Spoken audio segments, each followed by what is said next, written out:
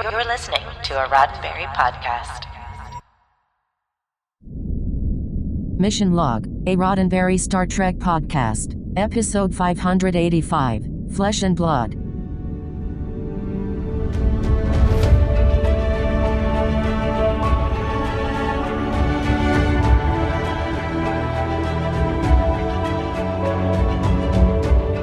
Welcome into another episode of Mission Log, a Roddenberry Star Trek podcast. I'm Norman Lau.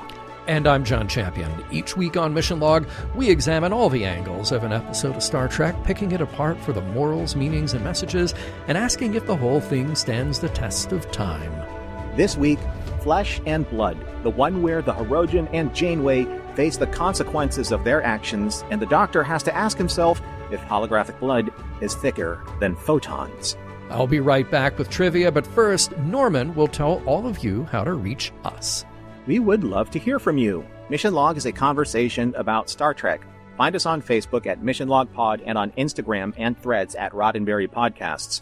The conversation always continues in the Mission Log Discord with near daily live events and 24/7 chat about the topics you love. Get your invitation to our private server by joining patreon.com/missionlog. While you're at it, one of the most important ways you can help your favorite podcasts is to leave a 5-star rating and a review at Apple or your preferred podcast platform. And remember, your comments can be used on the show. And now, here's John Champion with this week's trivia. Okay, just to set the stage here and get things in the clear about Flesh and Blood, you may have noticed that this one runs a little long. All right, so Flesh and Blood was planned and aired as a feature-length episode on November 29th, 2000. That was the original air date. Now, after that original broadcast, it was broken up into 2 parts for syndication and has since been aired that way. But if you are streaming Voyager now or you're watching episodes on the DVD release, it always appears as a single episode. So, surprise, that's why this one is a little longer. So we indeed are watching this as a single episode as intended, although we do refer to the production having been broken into 2 parts for the purposes of writing and directing. So where does that bring us? All right, we have a story credited to Jack Monaco, Brian Fuller, and Ralph Green. That would be part 1. And then Brian Fuller and Ralph Green only for part 2. The new name here for us is Jack Monaco. And while this is his only Trek credit, he had a successful career in writing for animation ever since. And Brian, of course, has been around with Voyager at this point, but the last time he got a writing credit on screen was on The Haunting of Deck 12. And it might not surprise you to remember that Ralph Green is also credited on Lifeline, another holocentric story featuring the Doctor. The teleplay then credited to Brian Fuller for part 1, and then Ralph Green and Kenneth Biller on part 2. And we have double the directing duty here. We have part 1 directed by Mike Vehar and part 2 directed by David Livingston. And, of course, we know both of those names. The most recent episode of Mike's that we discussed was Unimatrix Zero Part 2, and the most recent of David's that we discussed was Imperfection. All right, big episode, lots of guest stars. We have a lot of them spread out over the course of this double header. First up, we have the return of the Hirogen. Welcome back, and we meet a bunch of them here. There are 2 alphas, played by Vaughn Armstrong and Paul Eckstein, respectively. And we certainly know Vaughn by now, since he has played no fewer than 6 different characters in our rewatch so far, going back to TNG, and most recently as a Vidian captain in the episode Fury. We'll see Vaughn again on Voyager, and then we will see a lot more of him on Enterprise. Paul Eckstein has played 4 different characters up to now, starting on DS9, and more recently, in the order of our rewatch, he was in the 5th season Voyager episode Gravity. Incidentally, we did see him as a different young Hirogen in The Killing Game, parts 1 and 2, and Paul will be back for just one more Voyager appearance. Michael Wiseman plays the Beta Hirogen, and right after this episode of Voyager, he could be seen as one of the astronauts in Tim Burton's version of Planet of the Apes. He also appeared as Russell Johnson, yes, the professor in the made-for-TV movie Surviving Gilligan's Island, the incredibly true story of the longest 3-hour tour in history. And we do have many additional unnamed Hirogen. 3 of them in slightly more prominent screen time and credited are played by Todd Jeffries, Don McMillan, and Chad Halyard. All 3 are making their only Star Trek appearance with this episode. Among the many uncredited Hirogen and other species in the episode are primarily frequent Star Trek background and stunt performers. But we spend the most time with the clever and inexperienced Hirogen named Donnick. He is played by Ryan Bowman, who got his start as a teenager in a bit part for the 1986 film Starman. He has bounced around ever since in featured and TV guest roles. He did have a recurring role in Life Goes On, and you can catch him in films like Children of the Corn Part 2, Never-Ending Story Part 3, and most recently the indie family film Pilgrim. Time to meet the holograms. The Cardassian Kajal is played by Cindy Katz. Now, we have met Cindy before, and while the previous time she was not a Cardassian, she was helping the Cardassians. She played Yetepa in the DS9 episode Second Skin, in which the Obsidian Order captures and then tries to brainwash Kira. We have a Starfleet officer, Weiss, played by Spencer Garrett. Now, Spencer should look very familiar to you because you've seen him in a Starfleet uniform before, only in a slightly alien character at the time.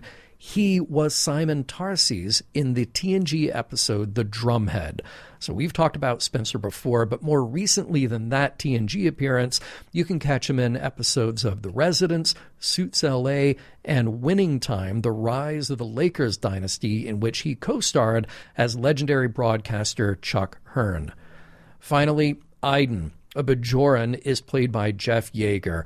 There is a lot to say about Jeff's career, but let's start out by mentioning that we just saw his wife, Megan Gallagher, as Jaren in the Voyager episode Body and Soul. The Trek connections go deeper than that, though. His sister-in-law is Dr. Gillian Taylor herself, Catherine Hicks, by way of Jeff's brother, Kevin Yeager. Who is Kevin Yeager? Well, he is an insanely talented makeup and special effects artist with credits all over the industry. So, back to Jeff. He has amassed a significant number of on-screen credits since he got his start quite memorably as one of the co-stars of the original V series that aired from 1984 to 1985. He worked consistently in guest and recurring TV roles, but I mentioned his brother because Jeff shares a creative talent with him, having worked on films as a sculptor for special visual effects, and that passion carries over into the rest of his life. He's known for creating some incredible sculpts for collectors and model hobbyists, mostly in the fantasy, sci-fi, and classic horror genres. In fact, I encourage all of you to check out this extensive interview with Jeff at flapperpress.com that features some of his mind-blowing work. So far, this is Jeff's only Trek appearance.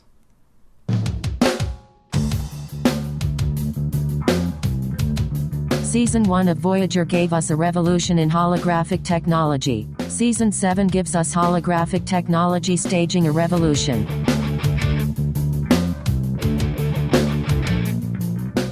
Prologue. In a jungle setting, 2 Hirogen hunters stalk their prey. One is clearly less experienced than the other and is taking lessons, but they seem unable to successfully track their targets. Arriving at a quiet lagoon, they are both surprised when weapons fire comes from under the water surface, and emerging are 4 figures in Starfleet uniforms making the kill. Act 1. Voyager picks up a Hirogen distress call, leading them to a brutal scene at that jungle-themed training facility where dead Hirogen lie scattered across what actually turns out to be a massive holodeck. The tech used is Starfleet, of course.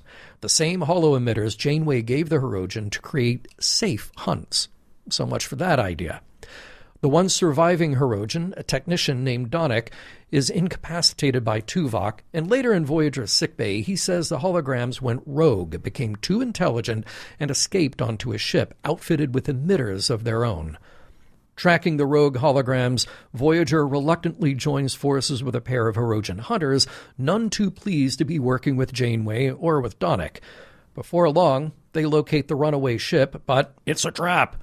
The decoy ship blowed up real good, crippling the Hirogen vessel, prompting Janeway to order its crew of hunters beamed to sickbay. Voyager tries to help, but the real holoship appears, fires on Voyager, and steals the Doctor's program right out of sickbay. The Doctor rematerializes to find himself face-to-face with a crew of holograms, looking very much like regulars from the Alpha Quadrant. One of them, a Bajoran, tells him that he's among his own kind now. Act 2. The Doctor wants to get back to Voyager, but first he's asked to treat several wounded holograms who are fading fast. Though skeptical, he agrees once he sees their injuries aren't much different from flesh and blood, a golf clap for the title, cases. He gets to work, assisted by a Cardassian named Kajal, who reveals just how much the holograms have had to teach themselves since the Hirogen strictly limited their knowledge. Back on Voyager, Donnack explains how the emitters work, but B'Elanna uncovers more. The holograms weren't malfunctioning, they were enhanced by design. Janeway confronts one of the Hirogen prisoners. Her plan is to deactivate the holograms from a safe distance. Calling it a coward's tactic, the Hirogen refuses to help, claiming the holograms should be hunted and eliminated. Donnack, however, is willing to assist, and Janeway rather pointedly convinces the other Hirogen to help in lieu of being abandoned on the next habitable planet. Meanwhile, the Doctor learns more about the holograms. They feel pain, they bleed, and they've created a rebellion led by Iden, the Bajoran, who sees himself as a liberator. He invites the Doctor to join them. When the Doctor refuses, Iden forces him to experience the memory of dying in a hunt. Furious at the violation, the Doctor demands to be returned, but first he has to hear more about the life they're building. Act 3. Kajal shows off their photonic field generator, intended to create a holographic sanctuary on a planet, but they need help teching the tech. The Doctor suggests B'Elanna could assist, but the holograms don't trust any organics, certainly not one from Voyager. He offers to speak with Janeway to clear things up, and they reluctantly agree. On Voyager, Donnack, Seven, and B'Elanna figure out a way to disable the holograms using a pulse from the deflector dish. Before they can test it, the hologram ship arrives. The Doctor hails Janeway and asks for a meeting to state their case. He insists the holograms want peace, but she isn't convinced. She believes giving them more tech would only escalate the situation. Before the conversation can continue, the captured Hirogen revolt. After a quick melee in the mess hall, one of them signals for reinforcements, and 2 more ships are on the way. Janeway hails Iden and explains that he needs to take all the holograms offline just to be safe for now. Iden flatly disagrees, saying they'll fight the Hirogen when they arrive. With no trust for Janeway, he opens fire on Voyager to make an escape. Janeway orders the disabling pulse, seeing it as the only humane way to avoid more bloodshed. The Doctor sees it as a betrayal and sends Voyager's shield frequencies to the holograms so they can beam him back aboard. Once there, he shares details about Voyager's deflector pulse. Iden and his crew initiate a pulse feedback, taking out the deflector and knocking out Voyager's systems. As the damage mounts on Voyager, B'Elanna protects the warp core with a force field before being injured herself, and that's when Iden locks onto her Klingon life sign and beams her out before ordering his ship away at warp. Act 4. Aboard the hologram's ship, the Doctor is furious about B'Elanna's forced abduction, but Iden promises she'll be released in an escape pod even if she refuses to help. After B'Elanna comes to, the Doctor tries to reason with her, comparing his own situation to her time aligned with the Maquis, but B'Elanna is not exactly persuaded by that argument. Eventually, she agrees to at least look at their photonic generator, and, surprise, she'll be working with the Cardassian hologram, Kajal. Back on Voyager, Seven works on repairs while Tuvok delivers the bad news to Janeway that someone gave away their pulse frequency. Tuvok traced it back to a sickbay transmission. Yep, the Doctor. Janeway wonders if his programming was compromised, but Chakotay has another theory.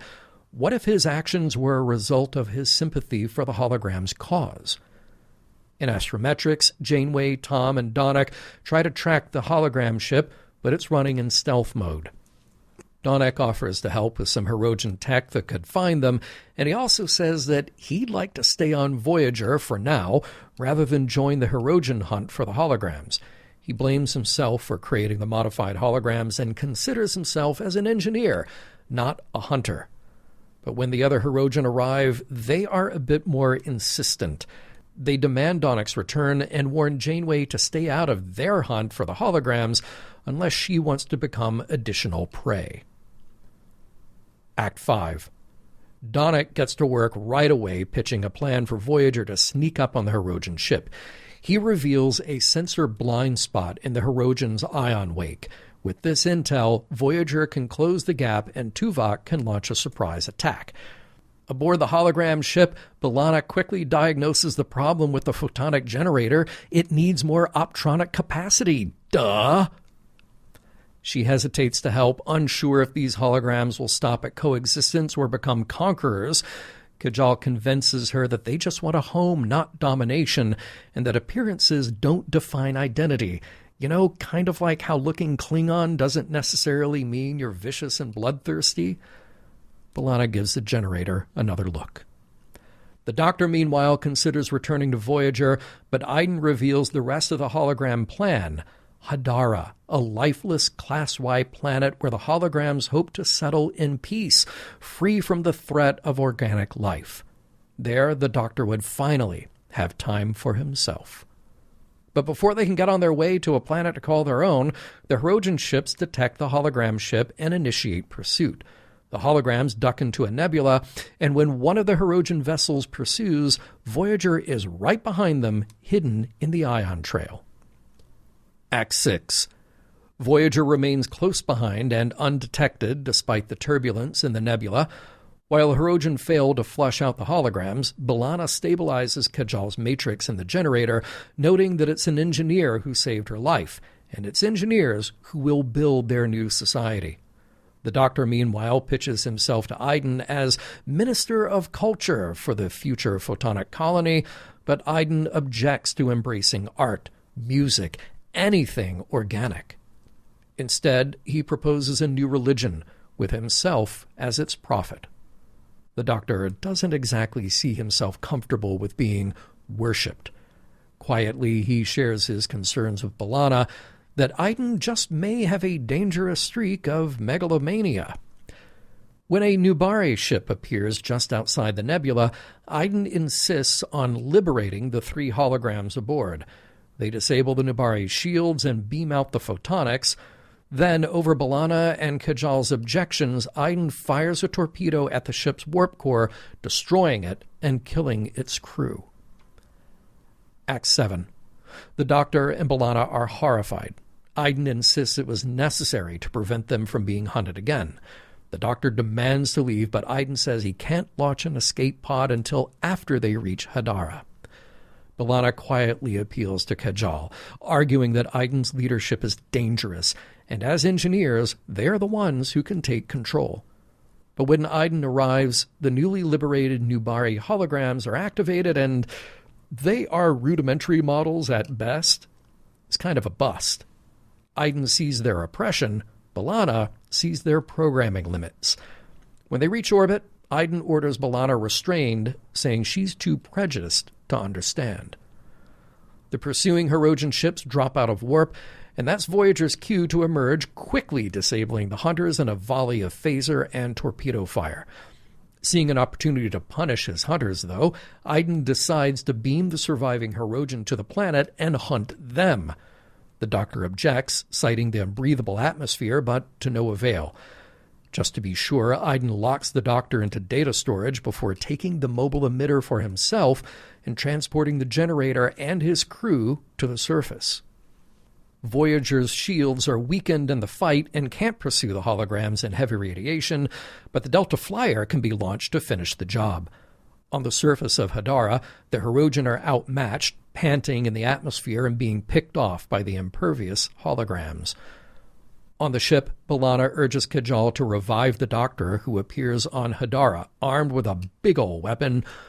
Chakotay, Tom, and Tuvok and the Flyer knock out the hologram ship's shields and beam B'Elanna aboard. The Doctor confronts Iden just as he's about to kill a Hirogen. When Iden won't back down, the Doctor vaporizes him. In the aftermath, Janeway returns the surviving Hirogen, gets them to abandon the hologram ship, and allows Donnac and Kajal to stay behind and reprogram its crew. Except for Iden, he's holo-dead. Later, the Doctor offers to give up his mobile emitter and holodeck privileges as penance, even delete his autonomy subroutines, but Janeway refuses, acknowledging that his fallibility is part of the growth that she encouraged. How could she simply erase a part of his identity? The end. You know what? Yeah. I know that we love our snappy repartee, Yeah. but I'm going to do one of two things. I'm going to say great job on the condensed narrative, the condensed script, because that's a lot, because considering that this is kind of a two-part episode in a one-part format. So, yeah, exactly. Yeah. But two, let's jump right in it because we got lots to talk about. Yeah. I really like the mix of, I think in the opening here and all those jungle scenes, that there's a mix of location and studio filming, because I really admire, for the location anyway, tropical setting where you have a very clearly defined roadway, like where you could just drive a grip truck right next to where you're filming. I kind of thought that looked a little bit like, I know this is like years afterwards, but it looked like the Cupid Sherwood Forest from the Next Generation. Oh, sure. Yeah. Maybe rehashing some angles from Unimatrix Zero's part, Un de Trois. Yeah. And, of course, when you're staring at a lake and you're kind of looking at it and your instincts are kind of like, something in there? Yeah. There's something in there, right? I mean, you fire at, like, branches and you fire at shrubs, but now you're, like, right. Closing on the Hirogen face. Are those things in there? I don't know. That instinct, not so good. Yeah. Okay. You and I both, we were texting each other. We were so excited by the multiple classic Battlestar Galactica references in Act 1. Yep.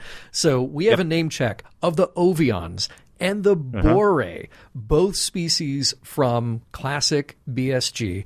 And that's when the Doctor is asking Chakotay for time to go speak at a conference. And then you pointed out one more right away. Yes, I think it was Chakotay was talking about scans of Tylium. Mm-hmm. That's the Tylium ore from the mine that the Colonials were mining, while above the mine, the Ovions mine, I guess it's kind of like the lair of the Lotus Den, or the Lotus Eaters, where like all the casino people were they're secretly working for the Ovions and trapping Colonials into their lair, below where they were feeding off of them like bugs. Awesome stuff. Kind of gross, but really effective. Yeah, so nice to see that. Clearly, BSG fans working as writers, so very happy to see that. I have to assume that it's Janeway just bluffing, because when they've got Donnac and he's in sickbay and then the Hirogens show up and she goes, well, he's in no condition to be transported. And I'm like, why not? Because a transporter just makes a copy of whatever you got. Good condition, bad condition, he's still just going to be a copy. It's like in the battlefield, it's like, what do you have sick? Transport them. Yeah, right. Are they not in any condition? Right. Get them out of there. Right there. Big question, and kind of serious and kind of not. Does the Hirogen armor in this episode look like the Timu or Wish version of Hirogen armor? Because remember the Hirogen armor in Prey? That was awesome. Yeah. The Hirogen armor in Killing Game 1 and 2, that was awesome. This stuff, not so awesome. I feel like they had to make a lot more, or maybe the lighting was not as forgiving. And also, I feel like they're on smaller actors, too. Because like when we first met the Hirogen, they're giant.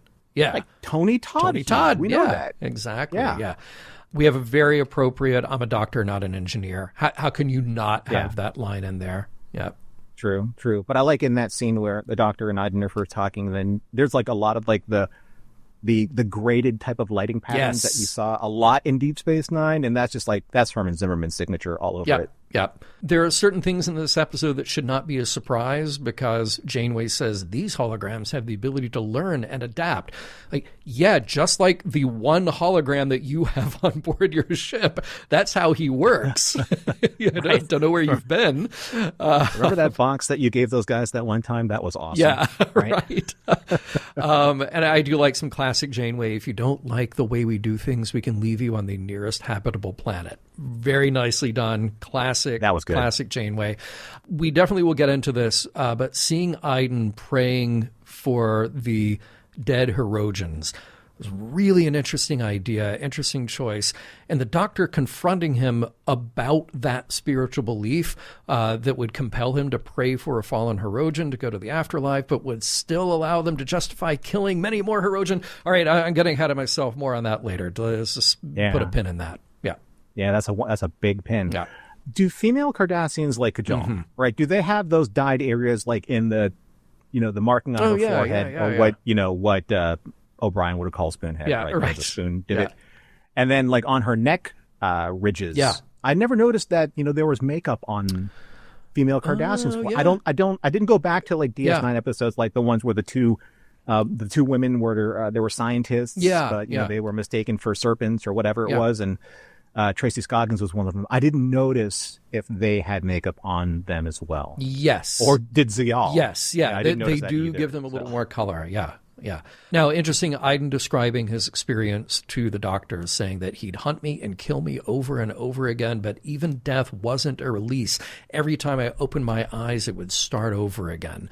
And that is kind of not an often used, but sometimes that idea shows up in science fiction where somebody has to replay the same thing over and over again. And thought that was an interesting way for a hologram to look at it. Now, the holograms say that we've been created by organic species throughout this sector. And I love that he even name checks the Lokirim, who we just got to know not that long ago. Very cool. Really interesting to see the Doctor bleeding and then dying in that simulation. Wow, that was heavy stuff. And then Iden justifying that decision and planting that memory, saying it was the only way to get you to understand what we've been through. So remember, the holograms are using a technique made famous by the forgotten alien species who created the memorial in the episode Memorial, right? Right. Yeah. There's also that, and like just to remark on some of your observations here, think about like what the Doctor did to Chelik, in Critical Care. Oh, yeah. I mean, the Doctor basically said, in order for you to understand what these people are going through, you have to go through it yourself. Yes. And that's kind of like, and also a fiction adage, or like, science fiction adage where like a doctor's like, how you're supposed to treat a patient, how are you supposed to understand their pain if you don't experience the pain for yourself? Yeah. Right. And then all of a sudden someone gets shot in the leg. It's like, hey, now go treat yourself. Or doctor, heal thyself. Right. What is that all you have to say, John? What about my performance? But you know what? That goes back to and again, this might be jumping ahead a bit, but that goes back to this idea that, you don't know how to teach somebody to have empathy. That should just be a state of being already. But sometimes maybe you actually have to go through the thing in order to have empathy. Shouldn't have to, but maybe you do. So interesting that we are faced with a problem of our own making here, that the holograms want more tech, like the stuff that Janeway already gave to the Hirogen, kind of an arms race maybe in which Voyager is the supplier. Can't wait to explore how Janeway made those decisions. I mean, it will be interesting to come to study their private little war. Thank you. Thank you for filling that in for me. Yep. I know the Doctor, like when he pops on screen and says to Janeway, stand down, speaking for the holograms, and then Janeway says, I beg your pardon. There seems, I understand Janeway's position. It just seems like there's no what are you doing over there? Yeah. There's no camaraderie in that back and forth dialogue. It's just, she almost like, she creates like this barrier between them. It's like, you're over there, we're over here. Yeah. What are you doing? Right? It's like, not only do I outrank you, you're also a dirty hologram. Yeah. It's a very us versus them kind of thing. Yeah. Yeah, exactly. The Doctor has this interesting line to Janeway. You wouldn't even be considering this if they were flesh and blood. There's your second golf clap moment. I mean, I do love all of the scenes where the Doctor is putting his case and the hologram's case, but I'm going to steal the pin from your pin. You got it. So many pins. Yeah. And pin this one for later because it feels like we've gone down this road before. Yeah. And not in recent episodes. Yeah. Oh, yeah. Some more classic Janeway here. She kind of gives the ultimatum of, trust me, but we can also take you out by force. What exactly is the "we come in peace" part about that, right? You go in pieces. Yeah. Right? Now, look, I don't want to get hung up on plot details, potential plot holes, but when did the Doctor actually learn the details about the deflector? Because he is on the bridge, and Janeway indicates, we have a way, but it's not explicit. It's not about the deflector necessarily. It's not in great detail. So I feel like maybe it's just a scene missing. It's something happening off screen, but it felt like a big jump for the Doctor to go from beaming on board, hey, we could really help these people, to then knowing the technical details about how to get out of there. It goes back to your observations and some of your arguments about the Doctor. What is he as a computer program? Right. Is he isolated or is he interconnected, to the main computer? Yeah. And if the main computer knows, he knows. That's true. And he could just sort of access any of that all the time. That's a good point. Yeah. Again, which is very, very dangerous, i.e. Data, i.e. Spock, i.e. Odo. We've said this before. Yeah. Right? So I'm going to put this picture in your head. You've probably seen it, and I think that, a lot of our audience has seen this meme out there with Padme Amidala and Anakin Skywalker from... I think it was from Attack of the Clones, right? They're in a field, and she asks him a question, and she follows up his silence with basically reinforcing, right? Well, here's one for all of you to kind of put together. Please feel free to send that to us or post it on Facebook or whatever for Mission Log. Padme says to Anakin, the Doctor giving Iden unauthorized aid to Iden is mutiny, right? Yeah. Right? Right. It is. Plain as day. Yeah. Also, something was a little bit off for me. When B'Elanna gets beamed over to the Hirogen hologram ship, she asks the Doctor, did you also help them to kidnap me? And then the Doctor says, no, I didn't know they were going to do that. I'm sorry. Is it near as like the Doctor just always ridiculously naive? I think that actually might be a feature, not a bug. Okay. Yeah, because I think that is part of his character, honestly, is that he isn't programmed with the detection for duplicitous behavior necessarily. So we haven't learned anything from what he did to Janeway. Definitely not. No. Okay. All right. No, I mean, but that is a specific thing where he needs to correct the problem with Chelik, but just sort of walking into a situation and trying to determine, well, are the people around me going to do the opposite of what they say? I don't think that's necessarily a useful thing for a Doctor to have switched on all the time. Interesting, the Doctor's argument that this is just like, his behavior is just like B'Elanna joining the Maquis. I thought that was a great conversation, and she kind of gets out of it. But that is worth deeper exploration. I do have to wonder, because you mentioned this question we always have about, the Doctor, the nature of him being a computer program running somewhere on a computer. And that computer is more or less, given whatever state we've attributed to it, connected to the rest of the computer. Okay, you got on board the hologram ship, and you have holograms arguing with holograms, running from the same computer, I pretty much assume. So it's just the computer with this piece of software on one side and this other piece of software on the other side, just saying, okay, fight it out. All right. Cool. Your math is right. This is what we're doing, And I thought, hey, for Janeway, why not offer asylum to the Hirogen kid? I mean, he seems like good people, a little lost. I mean, I would like to believe that we would see at that time that he would be part of kind of like this extended crew. That's kind of like what I've wanted with Voyager all along. Yeah. Like all of these little bits and pieces of all of these different races. They're seeking asylum, and some people saying like, I'd rather be on this ship than go back to, the society that whatever. And that's one of these great examples of all of a sudden, when they eventually make it back to Earth, he's there. Yeah. You're like, what are you? Right? That would have been so cool. I mean, why not? Yeah. We picked up the Borg kids and didn't let two of them talk, and then, but we still saw them for a few episodes. Why not? Why not? I really like the more that we saw of the holograms ship because it had this kind of bulbous front, and then the kind of smooths out, and it had this bit of Art Deco look to it, like a rocket from a 1930s sci-fi film, just bigger and badder, right. Yeah.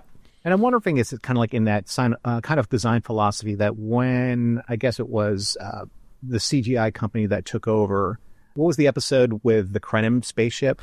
The design philosophy of the Krenim ship, that we saw in Year of Hell, where the designers that came over from Babylon 5 to Voyager, they started using a little bit of that kind of, that look, that specific look. Yeah, I thought that was really great. Very cool. Oh, well, there's that whole, the good old-fashioned hide in the nebula trick, right? Yep. You can't kill the classics. Exactly. If only they could have mined some coffee out of that nebula, then they would have had a peace offering for Janeway. Exactly. Now, I love this line when B'Elanna says to Kajal, it may be the warriors who get the glory, but it's the engineers who build societies. Stand up. Definitely a big clap for that one. Love it. Love that scene. All caps, all bold, all underlined. Yeah. I also did love the line when Iden said, we'll want to develop a culture of our own. Now, that hit me kind of in a weird, funny way, because all I have to say about that line, and all of you who know me know I know this line, remember Byron. If you know, you know, and that one is for Shar. Nice. All right. Shout out to Shar. Ironically, Iden sees himself as a spiritual leader, which again is programming that is lifted from organic Bajoran culture. So we didn't get too deeply into it, but I'd love to know the mental or at least logical software gymnastics that allow him to accept that as opposed to I have thoughts about that. Oh, you do? Okay, for good. Sure. Good, yes, good, I do. Good. Mm-hmm. Okay. Yeah. And then I love this line the Doctor has, and on the seventh day, Iden gave us Hadara. And man, just nailing the commentary right there. So good. Interesting stuff that Iden becomes his enemy. I feel like we were expecting that, but again, we probably get back into that.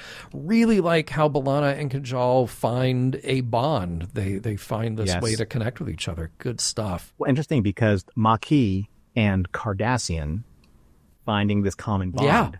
Yeah. Right? Yeah. Because of what they're doing beyond kind of the struggle that the Maquis and the Cardassians were in. Yeah, because now we're just people. We're not exactly. Yeah. Exactly. I love the pretense that they downloaded the most useless holograms. That just cracked me up. I felt badly when I saw those holograms, because it's kind of like when I saw them, I felt like these were the holograms that Zimmerman created to, clean the plasma manifolds for Starfleet. Yeah. When they were first originally Mark I holograms. 675 of these were created by Zimmerman to do that, right? So I'm like, Yep. Made me sad. Yep. Now, in a show with a lot of great dialogue in it, Iden has this other just wonderful line, and man, watch Jeff Yeager chew the scenery on this. They are children of light, and I will deliver them to freedom. Oh, so good. And then from off camera, here is this giant punch bowl of Kool-Aid. Yes. And cups for everybody. Yay. That Kool-Aid was being very well imbibed. Everybody loves Kool-Aid. Great moment of Voyager emerging from behind the Hirogen ship at speed. So cool. That quick volley of phaser fire. Kind of hilarious, though, to cut to the inside of the disabled Hirogen ship and all that crap that got knocked around. There's like bones and just whatever other trophies the hunters had saved everywhere. Love that bit of rocks. Yeah, love that bit of detail. So, look, I don't want to get too hung up on this stuff. The Hirogen weapons work against holograms, at least these holograms. So wouldn't the weapons fire, though, pass through the Doctor, though? Because remember, we saw the Doctor earlier when a tray got thrown at him. The tray just went right through him. So, like, if Iden had turned around, if he decided not to fire on that Hirogen, well, he didn't get a chance to. If he had turned around and fired at the Doctor, well, wouldn't it just pass right through him? And then the Doctor, he just vaporizes Iden and the weapon handily, but the mobile emitter is still okay. Norman, am I getting too hung up on details here? You know, we're Star Trek fans, and details to us, you know, that's what we do. But yeah, it's a strange thing. It's so Weiss, and I love seeing that actor because, you know, we all love Simon Tosses, you know, like, you know, from the Drumhead, and all of a sudden, you know, the Hirogen throws a rock at him, Gorn style, the Gorn maneuver, if you will, throws it at him, rock passes through Weiss, and then all of a sudden he's solid again, fires his phaser. The timing on that is really fast, even for that technology. Yeah. You know, to go from, you know, a phased matter to a solid instant. Exactly. Yeah. Now, I love Neelix putting a spin on this story, trying to manipulate the Hirogen to just leave this whole hologram thing alone. Now, I imagine that the Hirogen, they still have a copy of the plans. They could still get themselves into trouble if they wanted to. But you know, in an episode that doesn't have a lot of Neelix, and you don't need a lot of Neelix, he is used perfectly there, I think. Okay, then. So what do we do about the Doctor's actions? You called it what's that M word? Oh, mutiny. Yes.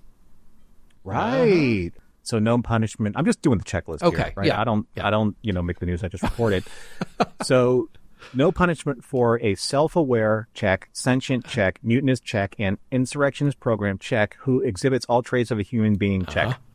Yeah. Okay. That's just what keep we the got. score. Yeah. But of course, now Janeway does follow that up with a great line. So at least we can get into her head a little bit about her decision-making. She says, or maybe you've become as fallible as those of us who are made of flesh and blood. And there you have it, folks. The third time that the title is repeated in this episode. You may all now golf clap to yourselves. All these familiar species in holographic form, but hear me out. How cool would it have been to see Sergeant Flotter, hero of the revolution? Well, one or two topics to take on here. A couple. Yeah. A few ideas are explored in this episode. I want to hit it right away with the ethically interesting conversation throughout about responsibility. Chakotay comes right out and says, yeah, not their problem. And then Janeway says, no, but the technology is Starfleet that killed these hunters. And Chakotay says, yeah, but, you know, the technology isn't inherently violent. It's what the Hirogen did with it. Right. We just, you know, we gave them the tools and they chose to do that.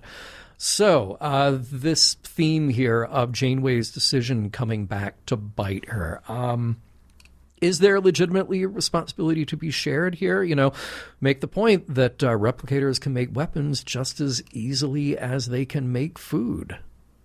You know, it is so interesting that you and we come at these episodes independently, you know, and we're both really, really focused on the same point at the very beginning because I was thinking about the exact same thing. And it's a very interesting argument to be made. Yeah.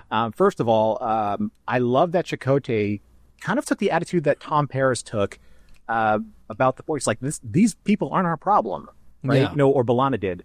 And I understand where Chakotay's coming from and where Janeway's coming from, but I honestly think that I'm a little bit more on the side of Chakotay here.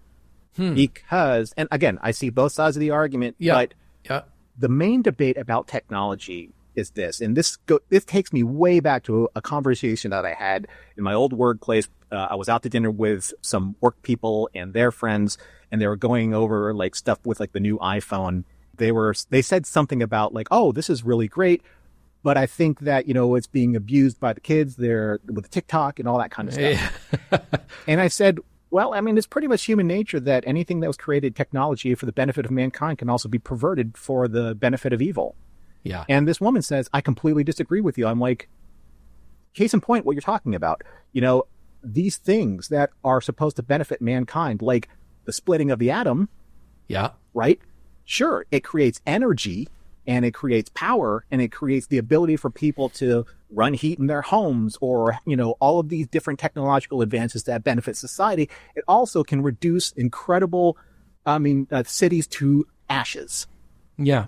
It's not about the technology. It's about the intent behind the technology. Right. Yeah. So, I have another story here. Technology isn't good or evil. It's neutral. Mm-hmm. Right. It's inherently inanimate and dormant. But once you pick it up, then it becomes the extension of one's will. Right? Yeah. And that can be used for whatever purpose said will wants to do. I had this incredible conversation with Anthony DeLongis, and we all know Anthony DeLongis here in Voyager because he's Maj Kula. Maj Kula. But he's also a well-respected and highly credited martial arts expert, teacher, and bullwhip master. And when he was teaching me the bullwhip at his ranch at Rancho Indalo, up there in the Agua Dulce area, he told me this. He said, the whip was the first supersonic weapon that started off as a simple herding tool for farmers. Yeah. But as with all technology, the whip was perverted in its use by those in power, and they began using it as symbols of authority and the means of law enforcement and instruments of punishment on not just cattle, but of human beings as well. Anthony said he basically sat me down. We were having a bourbon and a pipe. And he said he looked at the whip and he goes, the whip is, when it's displayed on the table like his whips were, they're nothing. They are just a complex braid of stripped leather and wooden handles. But when you pick it up, it becomes completely different because it is an extension of his will. And if it's given the opportunity and with the technique and the mastery of that, the extension of that will, it can be used for a variety of purposes. Yeah. Right? So that's this technology. Janeway never trained them to use it. Aha. Okay, well, so this is interesting because I agree with you. I feel like on Mission Log, I have said before that the technology is not inherently saddled with some sort of moral value. Technology is a tool. We decide how to use those tools. And people contain multitudes, and they may use those tools for positive or negative impact. So I completely am on the same page with you there. And of course, the Hirogen in this case are going to make the most violent, worst choice possible.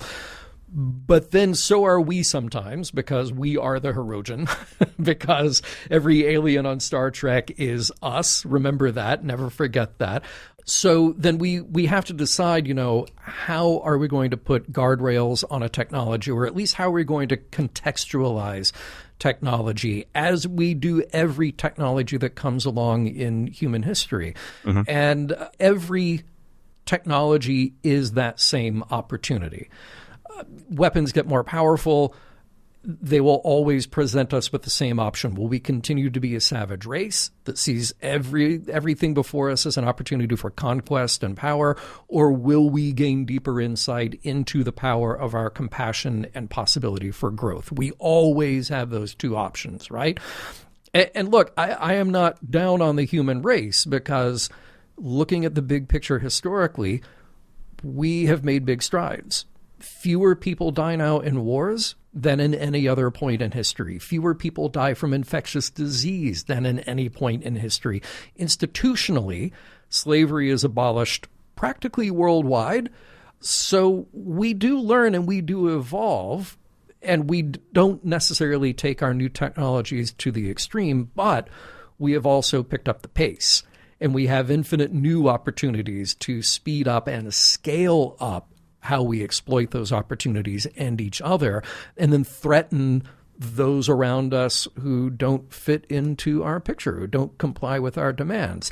So I wonder if maybe what I'm proposing is something a little bit different. It's not necessarily the responsibility for the technology and how the technology is used, but Janeway specifically, the decision that she made specifically, can we parse apart that maybe it's not her fault that these things happened, but where does that line of responsibility align with her decision-making?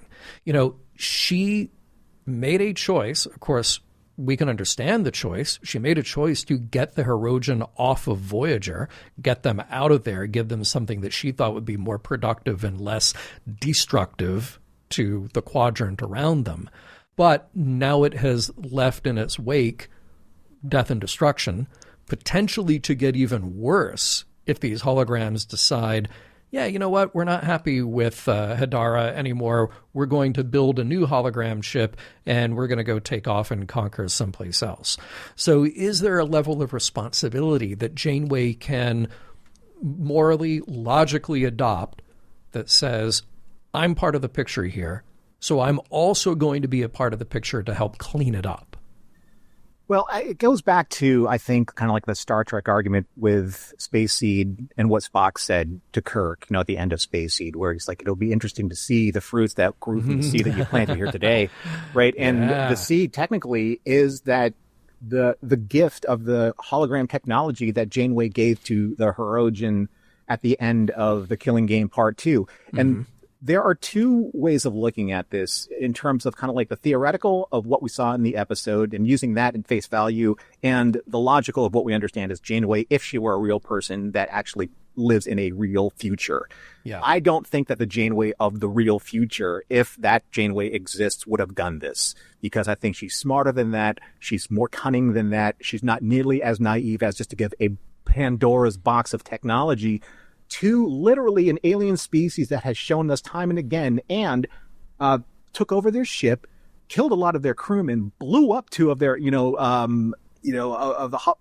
all of this violence because they can't hunt the way that they want to. So she's going to basically say, okay, maybe there's someone on your side that's making the case for that argument that we need to be able to do this, and we can do this self-contained.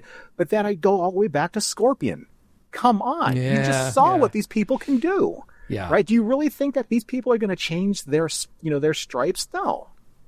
Yeah. Right? So that's the thing. Like, that's why I like where Chakotay is coming from. It's like, look, you did the good turn daily here at just to coin a scout. Or she made the least worst decision. Right. In that case. Yeah. And if it's coming back on her, it's not because of what she did. It's because of this new species that has evolved based on this one moment of kindness. This one moment of trying to create this bridge between two people, right? I mean, you have all of these different disparate versions of, is this what Starfleet's supposed to do? But if this happens, then is it what Starfleet's responsibility to clean it up? I'm like, well, I mean, can you be the police force for every single, sector in this particular Delta Quadrant?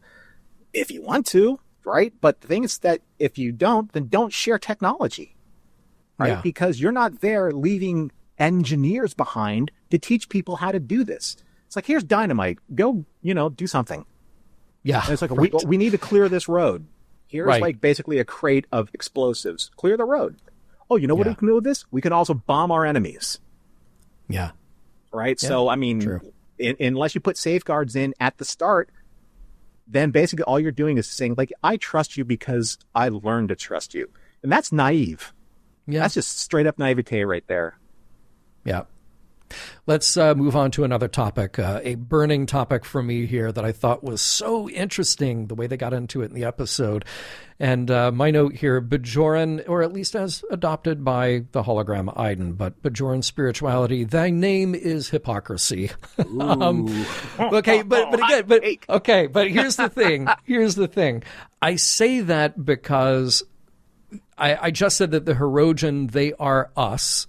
Again, like all alien species are, this is an aspect of us that takes a technological opportunity, exploits it, turns it into something dangerous and violent. Okay, Here is another alien, a Bajoran, but a Bajoran who is actually a hologram programmed to be Bajoran, taking on all the other aspects of being Bajoran. And interestingly, they gave him this spiritual life. And he then uses that, exploits it in order to increase his own power and sort of justify what he is doing with the other holograms in his midst, and justify killing more and more, quote-unquote, organics that are around him. And I love the way that we're led into this moment. The Doctor says, one minute you're fighting the Hirogen, the next minute you're praying for them. And he says, my spiritual beliefs are part of my programming. By the way, side note here, yes, just as we are all programmed by the, you may be organic, as am I organic, but we are all programmed by the information that we take in, by the stories that we are told, by the truths that are impressed upon us. And then the Doctor says, is there anything in your spiritual programming about making peace with your enemies? And he says, it's difficult to make peace with people whose sole purpose is to kill you. So instead you kill them. Now, I thought this was fascinating. This was wonderful. Iden may very well be a true believer. It is in his programming, after all, that this is an aspect of being Bajoran. That informs who you are, right?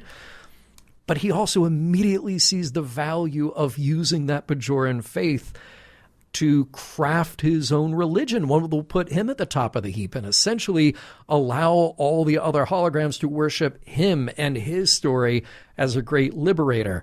And we've heard a lot about the Bajoran prophets. We've seen Bajoran spirituality in its best sense. But may I also remind you two words that still send shivers up and down my spine: Kai Wynn. So I love that we also carry over this dangerous negative aspect of the way that they wield their faith like a weapon, see also humans, and allow that to be a perfectly understandable, legitimate piece of Iden's character arc in this story. Thought it was absolutely great. I think that's a great observation for discussion, because I came up with something similar. And I said, the parts, I asked this question, it's like, the parts of your sum, are these the parts of who you are, right? So there's that whole scene where, like Kajal says, I'm not a Cardassian, I'm a hologram.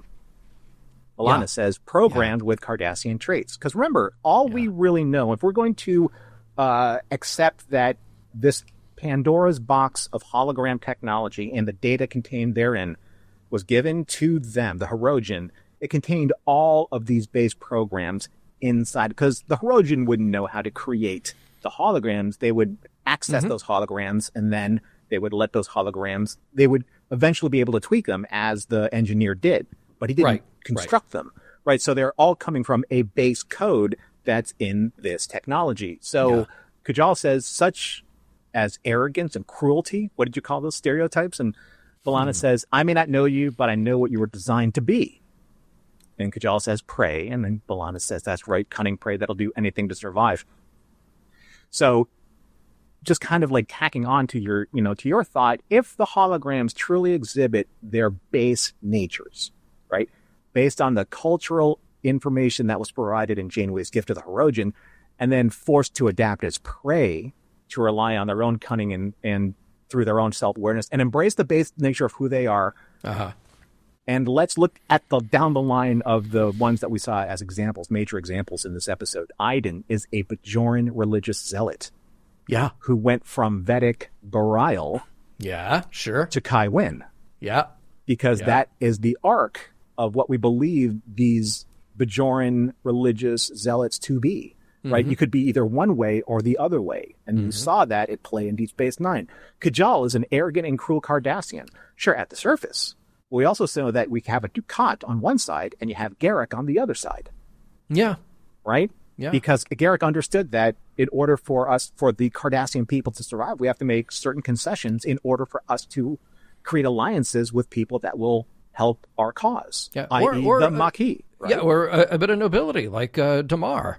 Right, exactly. Who ultimately, a selfless act. Yeah.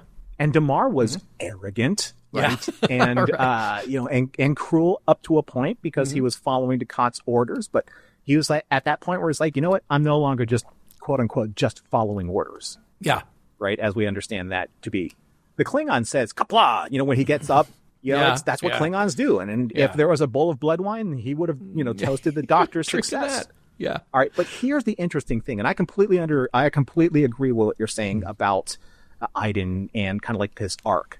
But look at another arc that I find very interesting in this episode. Okay. Let's look at Weiss. Oh, okay. All right. Weiss is the quote-unquote Starfleet officer as part of this main troop of holograms. Yeah. He's kind of like the second in command, like the tactical officer. He does everything that a Starfleet tactical officer does. He's really good at computers, the weapons, assessing the situation, the threats, and all that kind of stuff. Mm-hmm. But he's also really trigger happy. Mm. He wants to blow stuff up good, as you usually say. Right. So if we are to believe this side of the equation, if we are to believe that these are the base personalities that evolve because the prey have to be stronger than prey and turn into predators, then are we also to believe that the Starfleet profile that started with Weiss is in fact suspicious and prone to conflict? Yeah. I think we do. Again, based on the map that we've seen with every single quote-unquote base program that was provided by Janeway's gift. Yeah. Yeah, that might just be a thing that exists in there. If the holodeck programming, the original holodeck programming, sees a generic Starfleet officer as somebody who is technically skilled, maybe scientifically interested, but also really good at using weapons, then that type of programming just gets sort of enhanced and enhanced all along until you end up with somebody like Weiss. It's baked into the cake, as it were. So when we look at this full circle, the benign technology, when it becomes the extension of will, it can either be, beneficial or destructive based on how it is employed by the sentient force behind exercising that will. Yeah. And that's what happened to the holograms. You're exactly right. I want to carry on this conversation about identity here just for a moment, because there's something that struck me about the Doctor's arc in this episode. So you've got holograms in this sector. Place is just lousy with them, right? Some more advanced than others. But the Doctor is who he is because he is unique, at least to Voyager. He is the only one of his kind to Voyager or to Starfleet at all, as far as we know, right? Yes, there are lesser evolved holographic programs compared to him, but he is the most evolved as far as we know. He wouldn't necessarily be special among other holograms. Now, he might have some traits that are more expressed in him, like compassion, like empathy, a lack of desire for conquest compared to somebody like Iden. Okay, but maybe the Doctor needs the Voyager crew in order to maintain who he is, in order to maintain his ego. Look, Iden tells him, says, your life isn't your own as long as you're controlled by organics. See also Epictetus, no man is free who is not master of himself, right? Okay, but I really think there's an interesting push and pull here about freedom versus the quality and necessity that comes with living in a group and navigating the needs of that group. Because, well, first of all, I think we all give up some level of freedom in order to operate in a society where, let's say the needs of the many outweigh the needs of the few or the one. When there is an excessive amount of freedom, an excessive amount of, anarchy in the case of Iden, literally killing anybody who is not perfectly aligned with his needs, okay, then that is an extreme on the other end that clearly cannot build a society. See also B'Elanna, 3 cheers for the engineers, right? That's our album cover. 3 cheers for the engineers. There you go. Perfect. Perfect. But it's interesting to see the Doctor tempted with this idea of freedom Like, oh, no, you can be who you really are, and you have all this time to do what you really want to do. You're not the slave to these people who keep you in a sickbay and make you do the things that you were programmed to do, like help people. But contrast that with the things that actually gives the Doctor meaning, in so much as a hologram program finds meaning. Well, it is in the act of helping other people. It is in the act of realizing that you are part of, well, for lack of a better word, a collective that actually sees to your well-being just as much as you see to their well-being. So freedom maybe isn't necessarily all it's cracked up to be in that respect. I'm not advocating that we should have a lack of freedom. No. But I think that freedom, at least as it's being perverted here by Iden, is this chaotic, anarchic form where everybody is out for themselves, as opposed to the kind of freedom that comes with cooperation, which I think is what the Doctor truly needs to walk away from this episode understanding. I'm not going to say this is pushback, but I want to look at this a different way. No, please, push back, my friend. Okay, so what you're saying is that if the Doctor is supposed to grow as this sentient being and adopt Iden's philosophy, which I think is partially correct, you are not a slave to your masters, then in order for him to truly grow, he has to be able to suffer the fates of decision-making that is against his Starfleet protocols, right? So he can do what he did. He can give the codes to Iden so that Iden and the ship can escape, and it's very well possible he could have put his crew at risk. I mean, last time I checked, wasn't mutiny a bad thing on ships? Yeah, it was not considered a good thing. Yeah. So, when the Doctor gave over the shield codes, regardless of his intent, he disobeyed a direct order. Yeah. And placed the lives of people on Voyager at risk. So, at the end, wasn't this not considered mutiny on Janeway's part? In her decision-making process? I mean, if you don't have any disciplinary actions against the Doctor, what does he learn? Right? Yeah. Even Tom got demoted.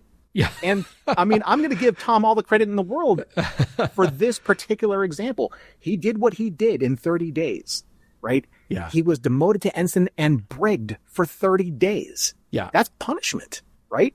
So why can't you punish the Doctor and say, we're going to take away your mobile emitter and you're stuck in the sickbay for 30 days?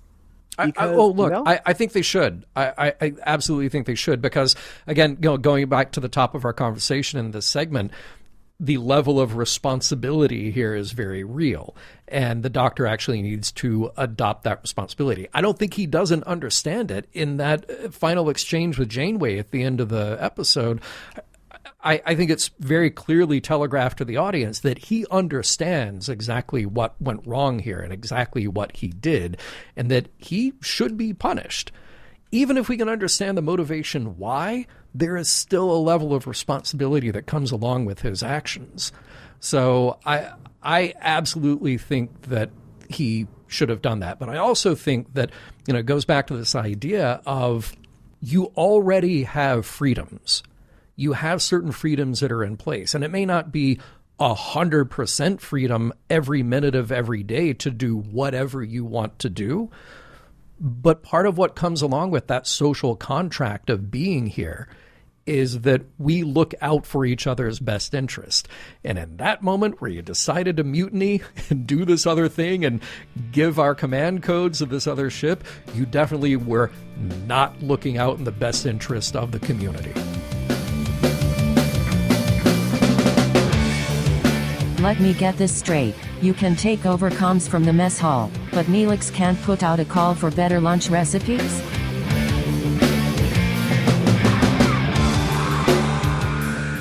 Well, here we are at the end of Flesh and Blood, and the reason why I'm going to say Flesh and Blood again is just so that we can beat the number of references of Flesh and Blood actually said in Flesh and Blood from our mission log coverage of Flesh and Blood. So mission accomplished. Yeah. Mission log accomplished, sir. Yes. For Flesh and Blood. Keep a count.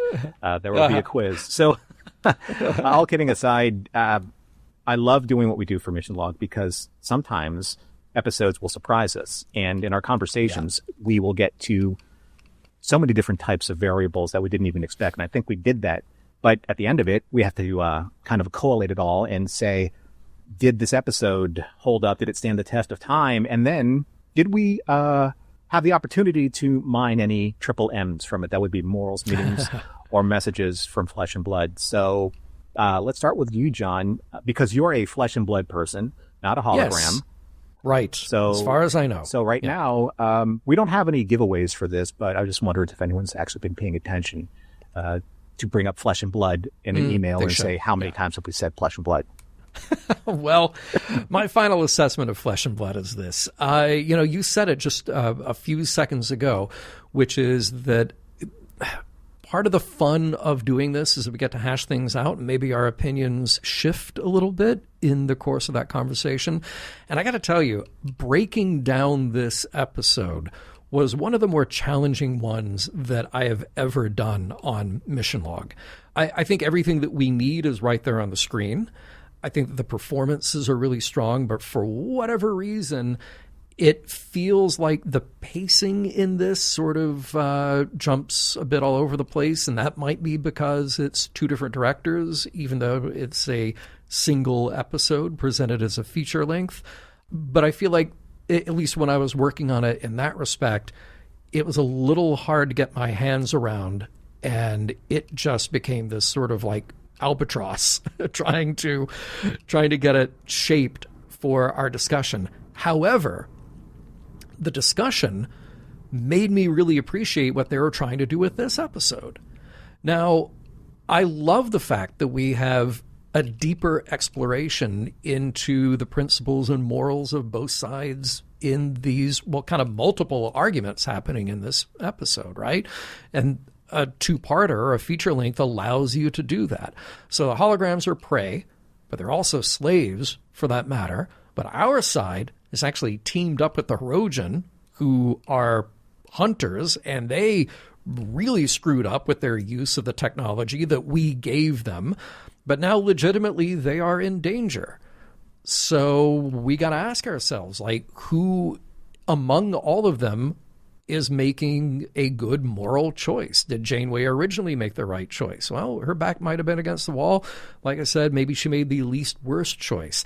And what about the Doctor? He straight up did a mutinous act.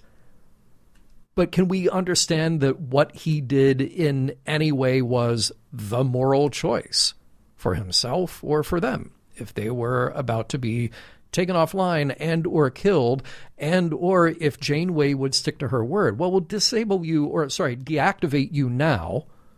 Okay, but when do we come back? There's no promise. There's no reason to trust you.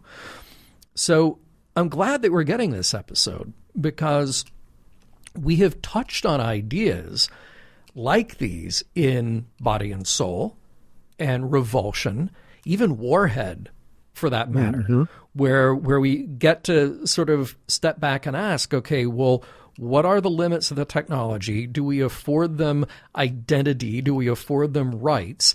And then if we do, is it okay for us to just step in and say, no, we can turn the switch off? And if our technology acts in a way that we don't expect it to, well, whose fault is that? Well, it comes right back to us. So there are a few ways to approach this story, and they did choose to retread some familiar ground of hologram rights and the nature of the Doctor, and that's fine. I think it's overall really good stuff, but I also feel like we've seen it. We've seen the Doctor be tempted, and we've seen holograms run amok. And I feel like what we were missing in this episode is something more than just Janeway admitting that she shares some of the blame here. I think that could have been a deeper thing to investigate. You know, look, we've got double the normal episode length here, then why not? Why not dig a bit more there? So given what we got in this episode, I feel like maybe it could have been a one-parter. They could have just said, we're going to tighten up everything. We're just going to make it the Doctor, he gets tempted. We find the Hirogen. We chase them down. The Doctor does what he does. We deal with that. Or if we're going to have this double length, well, let's actually spend maybe a little more time on Voyager. And let's figure out maybe Janeway is still wrestling with this, maybe not. Maybe there are some interesting aspects to dive into there. That's just me sort of looking at it in retrospect, given that we have explored holograms already.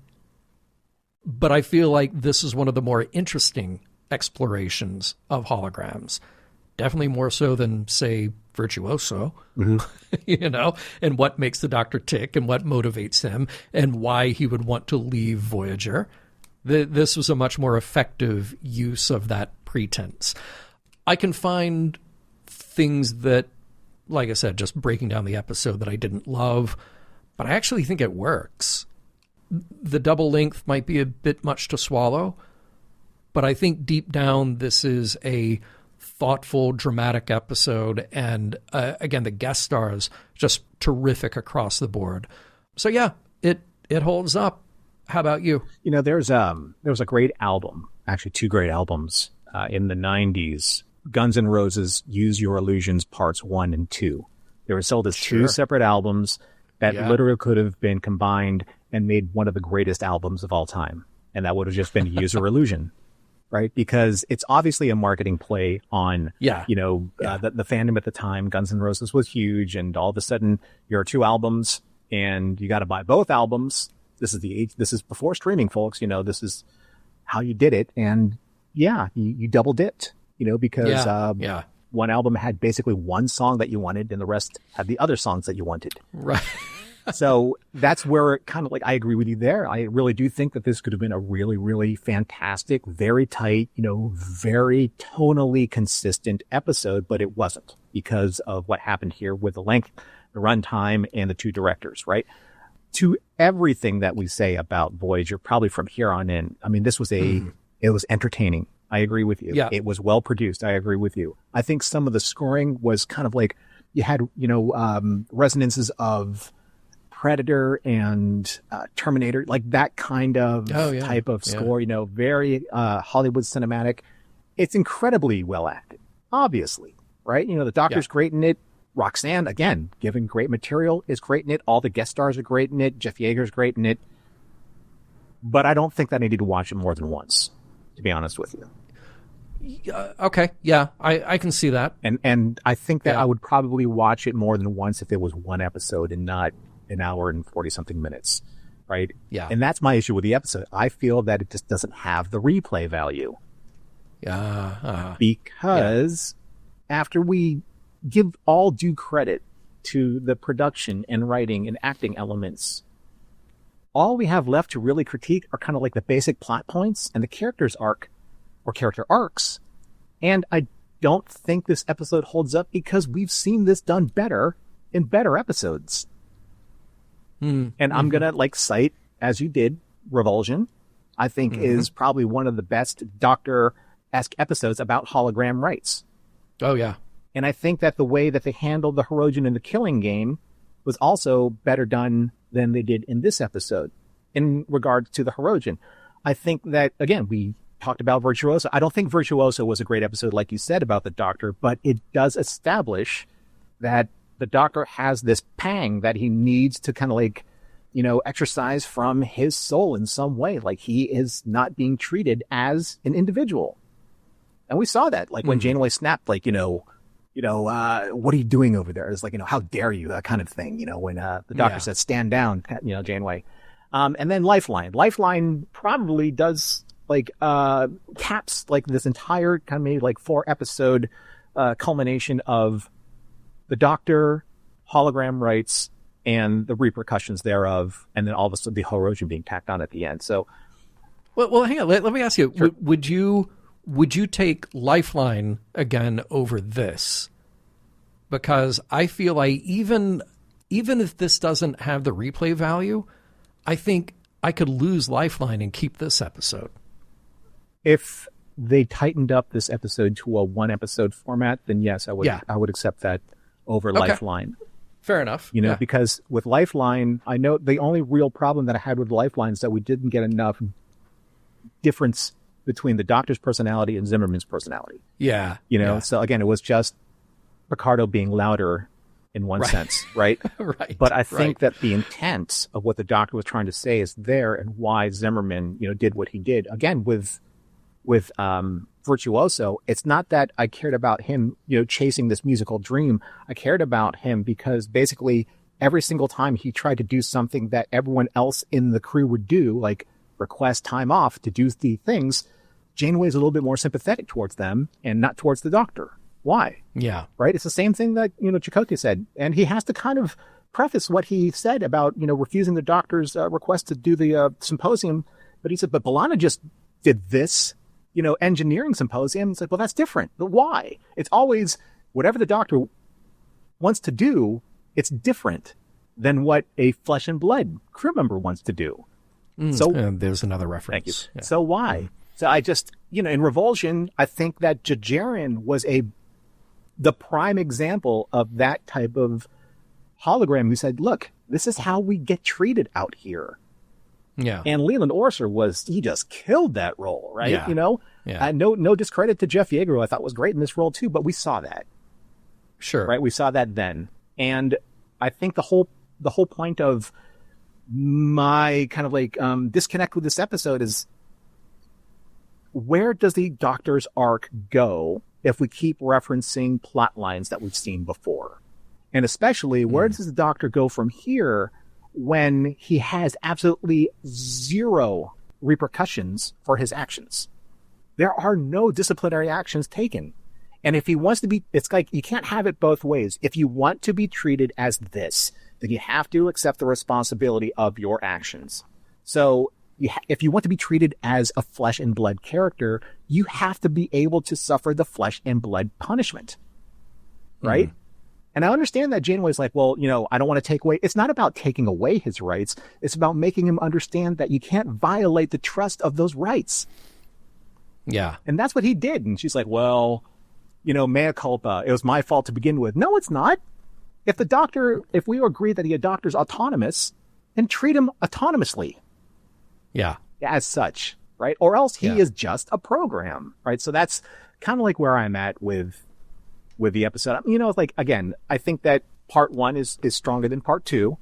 I think this could have been a great single episode. But I think that the Roddenberry-esque message is still getting across. Yeah. All right. Well, let's dig into those messages then. I think there's a few really interesting themes here to grapple with, and not all of them have just really right or wrong answers. They're ideas to be dealt with.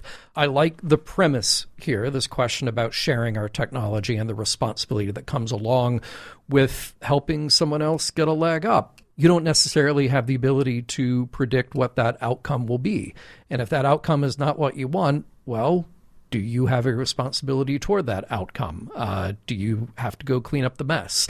Anything can be used as a weapon. So what happens when we give somebody a better, stronger weapon that can outsmart its owner? And I love this moment of Janeway calling out the Hirogen on Voyager in the mess hall, saying, "You've created prey whose skills have surpassed your own."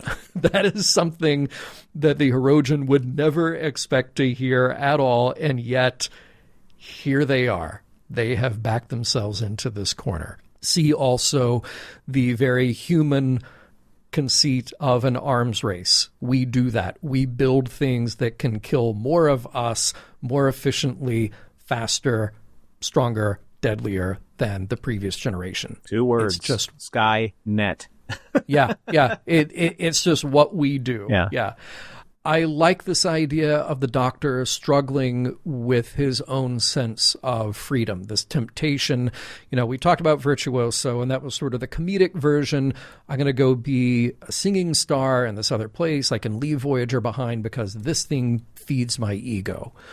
Well, what Iden is proposing here is maybe something that feeds a little deeper need that the Doctor has, the need to be himself, the need to find his own calling. But at what cost does that come? Because a good deal of his identity is tied into not just what he does, but the bonds that he's made with the Voyager crew. That is his life. There might be another life to have elsewhere outside of that, but is it to the extreme extent of just do whatever you want to do all the time and let the others who potentially would stop us die in the process? Now, the other side of this is that Iden clearly has painted this picture of, sure, freedom for the holograms to live without being hunted, but that freedom only extends to the point that Iden is satisfied with the way that the holograms treat him. So very often we find ourselves in a position of handing over a certain amount of our freedom to somebody else because we like their version of non-freedom better than the thing that we have now. So Iden, he's this sort of messianic figure who very clearly is setting up an opportunity for abuse within that system had he succeeded. And then, we've talked about this before. There is this existential question about the holograms. We've talked about this, whether or not manufactured intelligence is quote unquote alive, and if they are afforded rights. Well, maybe not. But on the maybe side, if we decide that we can't decide if an artificial intelligence is alive or at least sentient in a case like this, then maybe we have to default to the position that we will afford them rights. But along with those rights comes the very serious responsibility for one's actions. And that's where the episode sort of skirts around it when we get to the end. And Janeway just says, you had a bad day. But I do want to propose this other thing that we talked about a little bit before. And that is that all of our holographic characters here, they are programmed. The Doctor is programmed to be a doctor, and his programming has developed and evolved, and he's taken on all these other very interesting and sometimes charming traits. And the Cardassian is programmed to be a Cardassian, and the Klingon is programmed to be a Klingon, and Iden is programmed to be a Bajoran that comes along with all of these spiritual ideas, right? Now, B'Elanna is trying to get our Cardassian to overcome that programming, at least to the point that she can make a better moral choice and get everybody else out from under Iden's plans, right? And we know that the Doctor has perhaps grown beyond his programming to some extent, and maybe in this episode in a negative way, but still, he has overcome his programming. And I would go back to something that I've said before, and I know that we've said before in other episodes of Mission Log, is that we look at these characters as non-human. We look at them as manufactured intelligence, but we all have programming as well. We are programmed by any number of outside sources as we grow up, whether it's our parents, our teachers, people who we meet, people who influence us on a daily or, maybe just semi-regular basis, the faiths that we adopt, the values that we maybe take in as more important than other values. So we all have programming. And this episode certainly challenges the manufactured intelligence to overcome some of that programming. But I think it serves perfectly well as an apt metaphor for humans being able to overcome some of their programming when presented with difficult moral choices. And that, frankly, is what Star Trek explores very well when it's doing its job. How about you, Norman? That's fantastic. I think we're on kind of like the same page here, and I want to add Donnick to this equation. Okay. Because we're talking about B'Elanna, an engineer, Kajal, an engineer. Donnick is also an engineer. Yeah. Right? And he's the one who actually broke free of the monoculturist society that the Hirogen are in terms of kind of their hunting traditions and their hunting cultural identity. He was given that opportunity because of the technology. So at least there's that. And we haven't really explored that. We'd love to have all of you out there maybe help us out with that with your emails and your comments, when this episode comes out. But I want to go back to the line about B'Elanna and the engineers. I think that it is one of the best lines that I've ever seen, not just acted, but written for Star Trek. Yeah. Yeah. Because it's so important what she's saying and how she's saying it. It may be the warriors who get the glory, but it's the engineers who build societies. Don't forget that.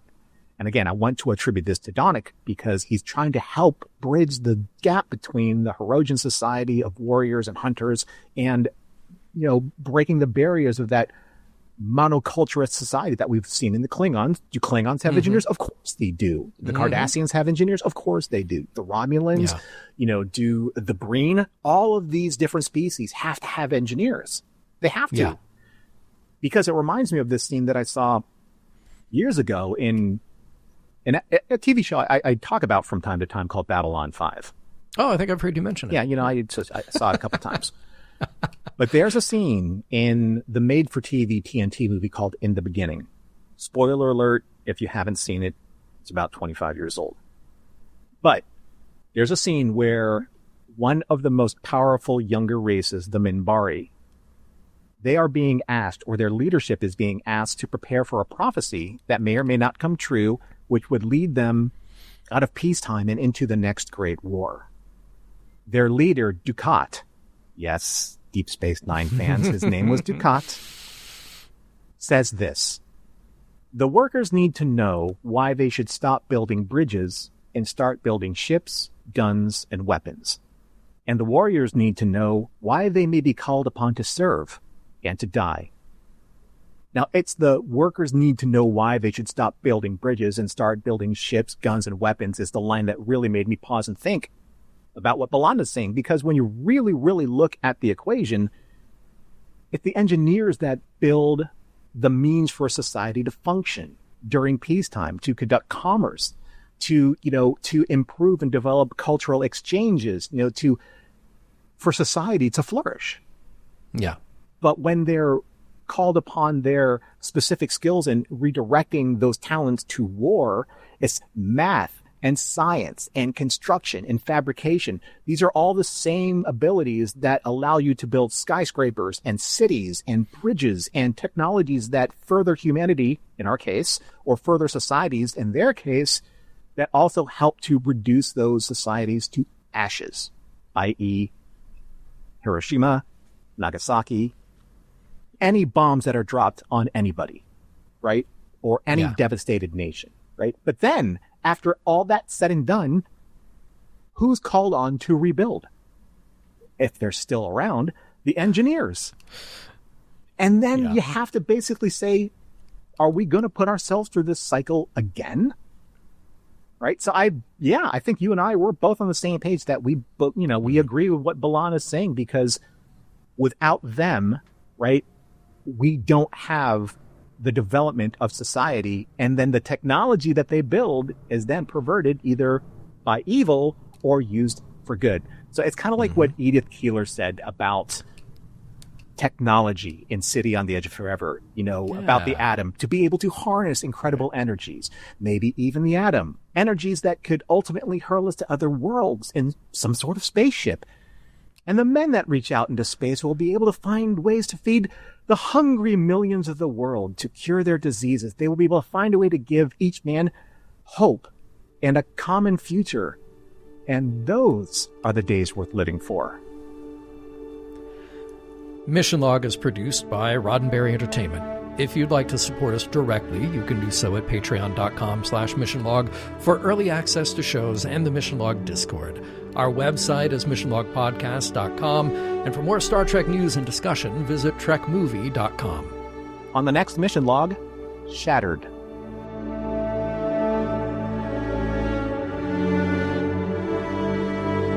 Some of the music for Mission Log provided by Warp 11, online at warp11.com. Special thanks to consulting producers, Matt Esposito, Homer Frizzell, Chris Garris, Rand Hurl, Tom Kozak, Julie Miller, Mike Richards, Mike Shabel, Paul Shadwell, and David Takachi. I still think this Sergeant Flotter idea has legs, even if they're just weirdly shiny blue holographic legs.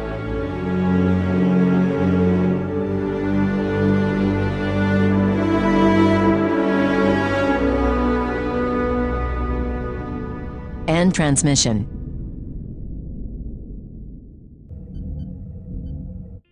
This is a Roddenberry podcast. For more great podcasts, visit podcast.roddenberry.com.